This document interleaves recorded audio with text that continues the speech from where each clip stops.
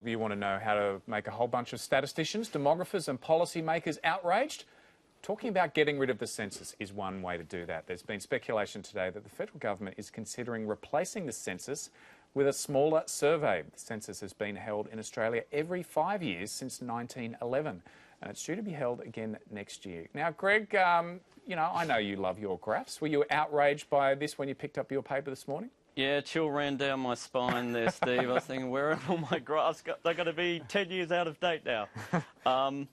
It's quite interesting. The story kind of changed a little bit over the course of the day. It started out looking like this was going to be a government decision about cutting the budget or cutting expenditure in the budget. It seems to me more about a question to do with funding for the ABS. And certainly, I think since about 2007, the Rudd government certainly is guilty of this. There's been a chronic underfunding of the ABS to actually do what it is supposed to do, especially in terms of being able to update its IT systems. And the census is a bit like, as we were talking with superannuation and pensions, the census is the big item in the ABS that takes up a chunk of money, I think around $450 million to do.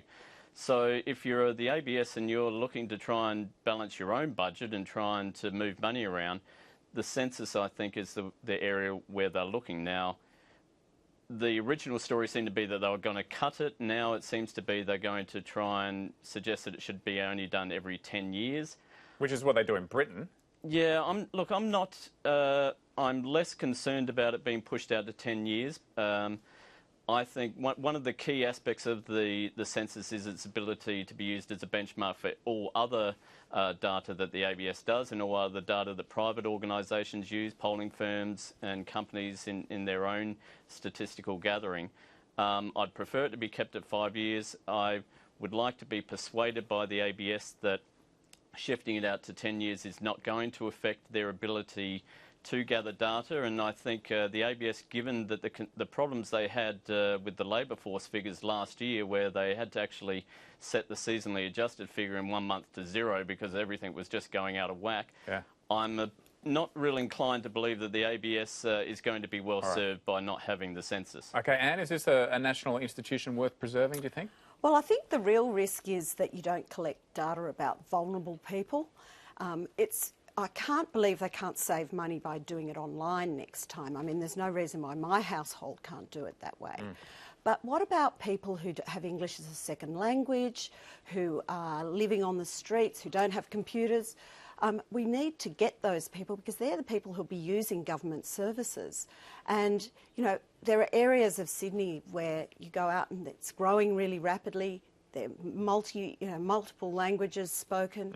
They're the people we need to keep track of in terms of what services they might need. And this is used for policy making, isn't it? Where you put schools, where you put transport. Yeah, and I mean, they still make mistakes with schools. You know, they've had experiences in New South Wales where where they open up the doors on the first day and they end up with 40% more kids than they thought. Yeah, yeah. Adam, I know you like your data, but you also like your government cuts. Where do you swing on this one?